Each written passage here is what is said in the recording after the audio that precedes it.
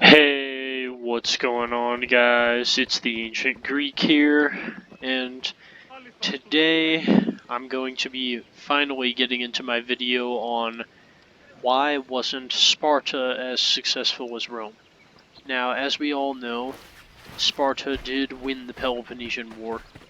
They did defeat Athens, and they did ultimately establish Spartan hegemony over all of Greece. But they did ultimately come short as they weren't able to hold on to this hegemony for as long as they would have liked. And they weren't able to solidify their position as rulers of Greece strongly enough to begin expanding outwards, just like Macedon would be doing later on in the timeline.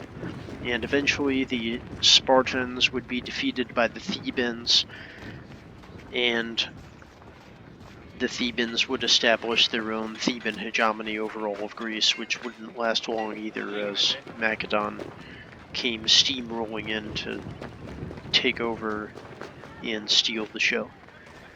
So here I am just walking through a random village in Sparta, and I'm going to go up to the map now just to kind of overlay what Spartan hegemony would have looked like once they won the Peloponnesian War. So, let's take a look here. So Sparta is right here, again in Laconia. This is Sparta. And as we come out, they would have ruled pretty much like everyone around here, with the exception of like Corinth would have stayed independent, and Argos. But everyone, Arcadium and Messenia, definitely under Spartan rule. Elis is independent, and Achaea is independent. And as you go further out, Megaris is pretty much under Spartan rule. Boeotia is under Spartan rule as well, and Attica is also under Spartan rule, and Athens is totally subjugated and brought down to its knees, and its government is replaced by a new council, which is headed by a Spartan military governor. And all the territories that were formerly Athenian up and along the southern coast of Thrace, and all the islands and everything, of course, fall under Spartan hegemony in a way, because they were under Athenian hegemony. They sort of go under the Spartans once the Spartans steal the show. And Sparta is effectively the most powerful city-state in Greece at that point. They set up a meeting with Thebes and Corinth and some of the leaders of the other city-states, and Corinth is disgusted by the way that Sparta spared Athens. They wanted Sparta to burn Athens to the ground and take over the whole region 100% completely. And Sparta decided not to do that. They decided to leave Athens alive and install their own government into Athens. And Corinth was disgusted at this, and this whole thing starts the Corinthian War. The reason why they call it that is because it mostly took place in the area of Corinthia. So, the Corinthian War is waged between the city of Corinth, Athens, Thebes, and Sparta and its allies. The battles are mostly being waged on this piece of land right here and along the Isthmus of Corinth. And Corinth at this point has a civil war between those who want to keep the old oligarchs and those who want to institute a democracy. In the end, the oligarchs end up holding the city of Corinth, and the democracy ends up holding the countryside and kind of besieging them in a way, with the help of Athenian soldiers and soldiers from Thebes. And Sparta wins several battles in this war, and they actually prove their dominance in the war, but in the long run, they face a huge problem. And this is pretty much the key to the reason why they weren't as successful as Rome. So Sparta has always had this huge population problem where they just don't have enough Spartan citizens, and that's because of their strict citizenship rules where, like, no one can be a Spartan citizen unless he was born from Spartan parents, basically, or at least one Spartan parent. And therefore, like, he can't go that, like, if you're not a Spartan citizen, you can't go through the Agoge. So you can't be trained as a Spartan soldier. So that means this is a military logistical problem because you don't have enough soldiers in the army, and you don't have enough soldiers to keep up the army. So Sparta is eventually forced to, like, recruit mercenaries and just find any way they can to bolster their ranks, even drawing on the Periakoi to bolster their ranks, and using helots as slingers and peltists and everything like that, and archers. And so Sparta faces this huge problem, and they, the Peloponnesian War was one hit to their population, and then we have the Corinthian War. That's another smack to their population reserves, and it eventually gets to the point where they don't have enough people to keep in every single city that they've conquered to watch all these populations that are under their control. And they just end up falling apart because these cities start revolting, particularly the cities in Boeotia, including Thebes, who eventually start a war against Sparta and defeat Sparta in the war, which is appalling because Sparta, all the way up until this time, has been the undefeated champion of Greece. Well, no longer. Thebes, at the Battle of Leuctra, sweeps Sparta and destroys them. And Thebes establishes their own Theban hegemony over Greece. But that's a whole hegemony for another video. So, Sparta has this huge issue where their traditions are just too strict, and they end up falling into a trap of their own design because of this. They had to have reforms long ago, and you can just imagine, like, if they had a reform where anybody could become a Spartan citizen, imagine how powerful they could have become. I mean, just to go on the what if track for a little bit, if they had that reform, man, there probably would have been no Theban hegemony, to be honest, because Sparta is just too powerful. I mean, if the revolt doesn't have the opportunity to take place, to rise up at the very beginning, then it's never going to get to the point where it becomes powerful enough to defeat the nation that is in charge. So, which in this case would be Sparta. So Sparta would have definitely held their hegemony very strongly over all of Greece. But there's still a but there, because Sparta is so used to military organization, and it is perhaps the organization that they were so good at that would have saved them in this case. But the thing is, they were so good with military that they didn't really know how to rein provinces into their control. They didn't really know how to organize governments that can rule people effectively and keep them appeased enough to where there won't be any revolts or anything. So they were so military focused that they didn't really know civil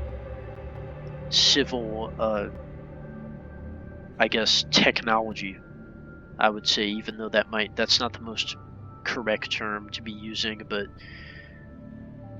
they didn't really know how to deal with civil affairs as much as they knew how to deal with military affairs. So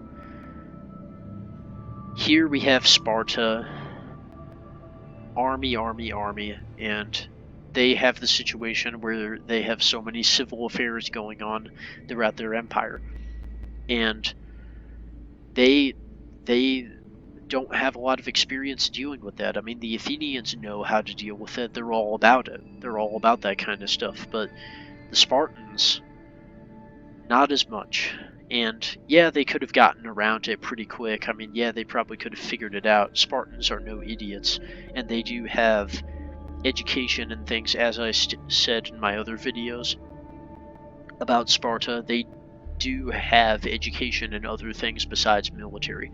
I mean, everyone thinks that the Agoge is just so brutal and so just hard pressing on the children, and I recently read an article that was shared with me about just how terrible the Agoge was and how brutally the children were oppressed in the training and everything like that. And to be honest, it's like, okay, so yes, like when you go to join the army's training is hard. Yeah, it oppresses you. Yeah, it does, but it's all to make you a man.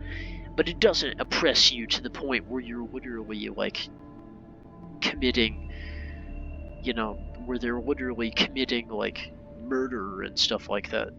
So it's not as bad as one would think.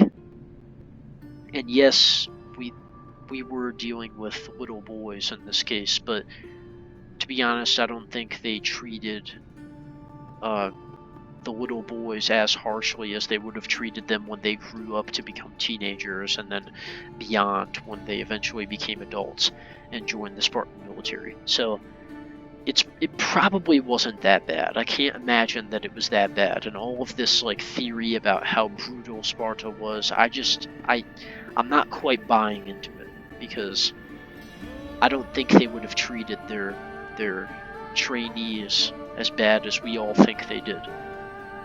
I mean, they still cared about their people. It's not like they just threw care to the wind and just started beating the crap out of them. I mean, Spartan's no good if he's dead.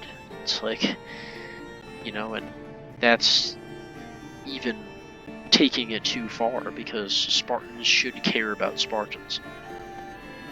But anyway, to tie this into the empire that they had for a brief while, they were so into military, so keeping the peace and having garrison duty would have been no problem. But as far as civil affairs, that could have been a little bit of a mix.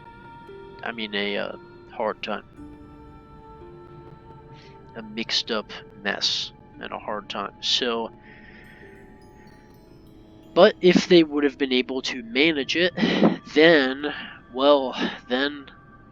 I would say they could have been on the same track as Macedon with Alexander the Great and everything. I mean, they might have actually invaded the Persian Empire and gone to the east this way, and they could have actually succeeded in all of that. I mean, I definitely think it could have happened for sure, as long as they got the reproduction levels up really, really high so that they could fix their population problem really, really quick, and get a lot of Spartan boys through the Agoge and ready to fight. So, because the Persian army is massive and it requires some skilled military forces, and numerous military forces, I may add, to defeat. So the Spartan system was set up for an empire if you exclude the part where they had the huge population problem, and if they can figure out how to sort out their civil affairs. Other than those two things, they were definitely set up to do it. They had the reputation. Oh, there's no doubt about that. When you say the word Sparta, it needs no introduction. It's just, we all know how bad to the bone they were. But other than that, they had they had reputation, they had the military prowess, for sure. They had their political standing in Greece, which was like one of the highest, probably the highest at the time of Athenian defeat in the Peloponnesian War. So they definitely had it all, and they had the allies too.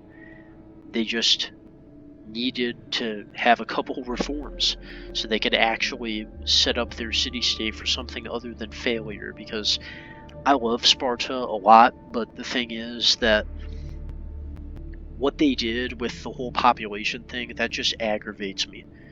How they did not make the necessary reforms to have enough Spartan citizens to actually succeed in things. And I feel like they just kind of let it happen. They just held on to their traditions so strongly that in the end they paid for it. They paid the heavy price. And there you have it. That's basically the reason why Sparta wasn't as good as Rome, and just wasn't cut out to be as good as Rome. It's because of those original Spartan traditions, just too strong. You know, one lesson, heavy tradition works when you're just ruling a very small area, because in a small area you have less like logistics to deal with and less mass populations to deal with and everything. But once you try to carry strict traditions like that over to a gigantic empire, that just isn't going to work, because too many people, land is too vast. It's just not going to cut it. It's not going to be good. So that is pretty much why Sparta failed eventually. They were defeated. It's not like they were defeated by Macedon's rise. No, they were defeated by Thebes. Thebes, which is actually right here. They were defeated by Thebes, and then Macedon defeated Thebes. So they were defeated by just another Greek city-state who set up a league, just like the Spartans did with the Peloponnesian League. They set up the Boeotian League, and they kicked Sparta's butt. And that basically finishes it all. So that is the reason. There's really nothing much to add to that, unless again we go on the what if track and we say which way would they have gone, west or east, if they would have expanded. You know, who knows? You know, go back in history and force them to make those reforms. Go back in time, I mean, and force them to make the reforms and force them to see things the building an empire way rather than the Spartan way, and then we'll see which way they would have gone and how far they would have gotten. But as of right now, there's no way of really knowing, because it didn't happen, and it just never will happen. It never will happen now, for sure. So there we have it. I maybe will make a video on why Theban hegemony wasn't as successful as Rome, and why Theban hegemony didn't actually end up taking over Macedon, and why they didn't end up rising up and going out and doing what Alexander the Great did. I mean, just leave your suggestion in the comments if you want me to make that video about the Boeotian League and their hegemony. That would be great. I would definitely make that for sure. But other than that, I was actually thinking about starting to make videos about Macedon and the different successor kingdoms and just get into that whole shebang and the Hellenistic period and everything. Or I can make a video about the Bosporan kingdom of the Cimmerian Bosphorus. So those are a couple ideas I had. Like I said, if anyone has any suggestions, if there's anything you would like to see, just leave a comment in the comment section below. Don't forget to like and subscribe if you like the video. And you will definitely be seeing more content from me coming out over the next few days, and really for all time. So, for as long as I live, anyway. So, have a great time, you Philhellians, and I will see you in the next video. The Ancient Greek is out.